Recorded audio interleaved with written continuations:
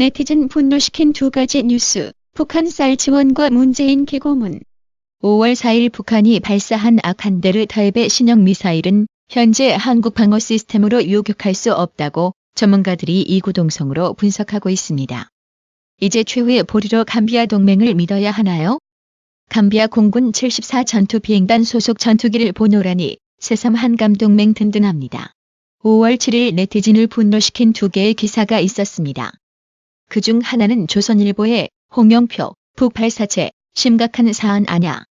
북의 식량 지원해야라는 제목의 기사입니다. 해당 기사에 무려 12,000여 명 이상이 환하열을 클릭하며 분노를 표시했습니다.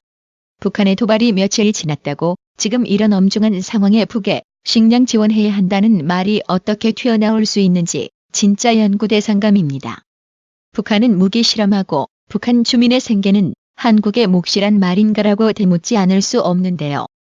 도대체 왜 이렇게 국민으로 하여금 욕설을 유발시키는 거죠? 이래서 아직도 미사일이 아니라 발사체라고 우기나 봅니다.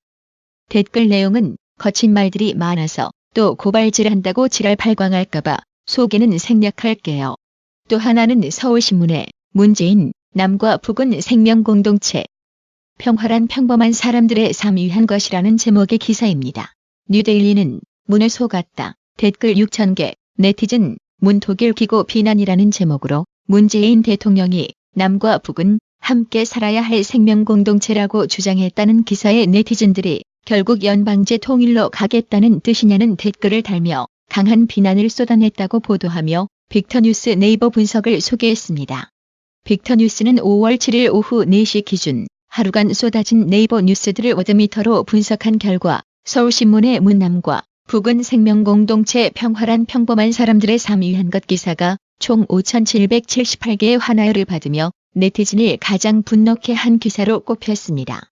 기사에 따르면 문 대통령은 취임 2주년을 앞둔 지난 6일 독일 일간지 프랑크푸르트 알게마인의 자이퉁 페이지에 평범함의 위대함 새로운 세계 질서를 생각하며란 글을 기고했습니다. 문 대통령은 기고문에서 남북의 문제는 이념과 정치로 악용돼선 안 되며 평범한 국민의 생명과 생존의 문제로 확장해야 한다면서 남북은 함께 살아야 할 생명공동체이고 항구적 평화란 정치적이고 외교적 평화를 넘어 평범한 사람들의 삶을 위한 평화가 돼야 한다고 주장했습니다. 또 신한반도 체제는 수동적 냉전 질서에서 능동적 평화 질서로의 전환을 의미하며 일제강점과 냉전으로 미래를 결정하지 못했던 한국 국민은 이제 스스로 운명을 개척하고자 한다. 평범한 사람들이 운명의 주인이 되는 일이라고 덧붙였습니다. 문재인은 끝으로 독일의 문호 괴테에 서두르지 않고 그러나 쉬지도 않고라는 경고를 인용하며 평화적인 방법으로 세계를 조금씩 변화시킬 수 있게 될 것이라고 강조했습니다. 해당 기사의 최다 공감, 댓글 대부분은 문 대통령에게 속았다. 연방제 통일의 숨은 계략을 실토했다는 등 다소 자극적인 비난이 줄을 이뤘습니다. 제5원은 문재인 대통령이 그간 국민을 속인 전말을 이제야 실토했다. 결론부터 말하자면 사회주의로 가겠다는 것이라고 주장해 공감 6,018개, 비공감 285개, 최다 공감, 댓글 1위를 차지했습니다. 문재인의 기고문 내용과 달리 북한은 지난 4일 강원도 원산에서 동해상으로 단거리 발사체 수발의 발사를 감행했습니다. 문 대통령의 기존 원고 내용이 수정될 시간이 있었지만 이들 표현이 그대로 사용된 것은 아니란 정세인식이 드러난 것이란 비판이 제기됩니다. 한마디로 북한의 도발로 문재인이 독일 언론 기고문이 무색해졌다는 뜻입니다. 문재인이 독일 유명 일간지에 기고한 글에서 한반도에서 총성이 사라졌다고 쓴 데 대해 보수 우파 야권의 비난이 빗발쳤습니다.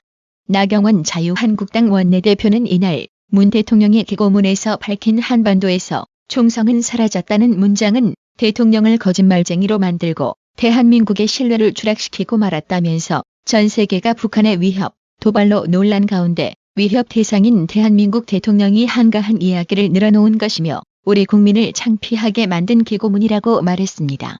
또한 북한이 단거리 발사체 수발을 발사하는 도발을 한 것과 관련 탄도미사일 발사로 기정사실화됐음에도 불구하고 우리 군과 정보당국은 애써 축소해주는 모습이다.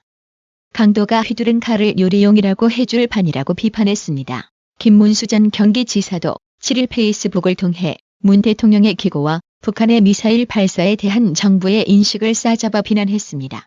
김문수 전 지사는 김정은이 직접 참관하는 가운데 새로 개발한 이스칸데르급 미사일이 남한 전역을 명중시킬 수 있는 시험 발사에 성공하여 사드, 패트리어트, 킬체인, KMD 무엇으로도 방어할 수 없는 심각한 무방비 상태에 빠졌음에도 국군 통수권자가 잠꼬대보다 한심한 소리를 독일 유력지에 기고하다니 제낯이 화끈거린다고 토로했습니다. 김문수 전 지사는 이어 차라리 조용히 입을 닫고 있으면 망신이나 당하지 않을 텐데 이 일을 어찌해야 합니까? 라고 탄식했습니다. 자유한국당이 패스트트랙 강행에 항의하며 시작한 장외 집회를 전국 순회 민생대장정으로 확장합니다. 5월 7일 민생대장정의 시작 장소로 부산을 방문한 황교안 대표는 누구를 위한 대통령인지 알 수 없다며 문재인 대통령을 향해 직격탄을 날렸습니다.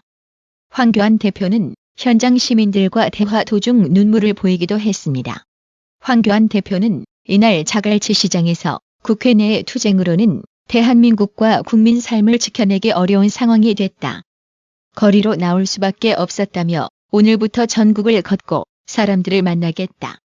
가는 곳이 어디든 끼니 때가 되면 지역 사람들과 식사하고 마을이든 경로당이든 재워주는 곳에서 잠을 자겠다고 민생대장정 배경을 밝혔습니다. 북한산 석탄 불법 환정 문제에 이어 유엔 금지 품목 정유 제품 북한 밀반출 문제도 터져나왔습니다.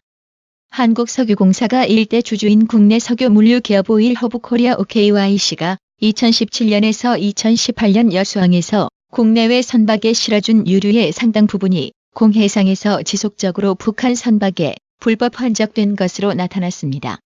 당시 정부는 해운업체들의 유엔 대북 제재를 위반하지 않도록 각별히 주의하라고 경고하던 시점이었습니다.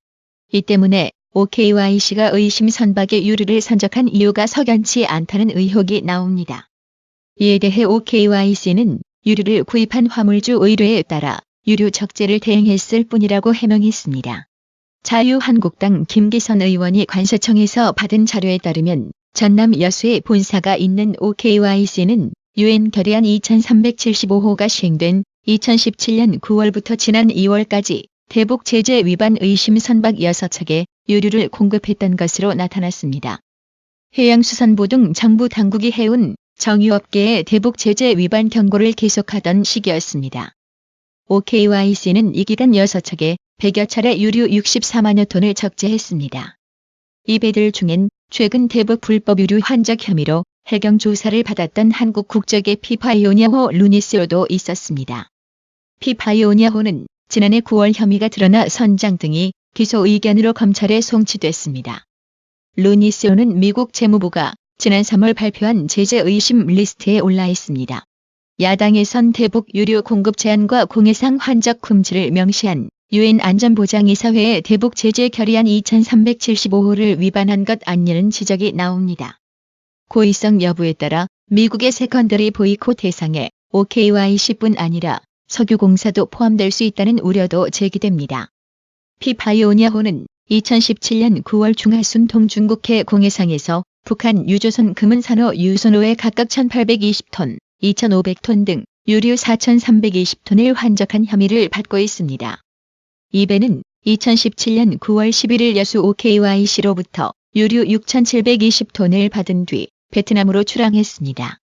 김기선 의원은 결국 OKYC가 선적한 유류가 북한 선박에 환적됐을 가능성이 높다고 했습니다.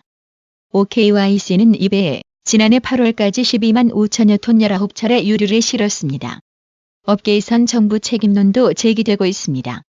정부는 안보리 결의 2375호 시행 직후부터 업계에 대북 제재와 관련한 계도 공문을 수차례 배포했습니다. 그러나 금은산호 등 대북 제재 선박 목록을 배포한 시기는 지난해 가을 이후입니다. 피파이오니아호 등이 이미 수사를 받고 있던 때입니다.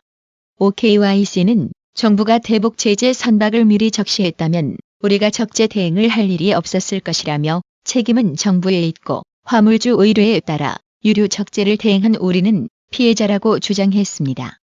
OKYC는 한국석유공사 출자 회사로 전체 지분의 29%를 석유공사가 보유하고 있습니다. 전 현직 사장 전원을 석유공사가 지명했습니다.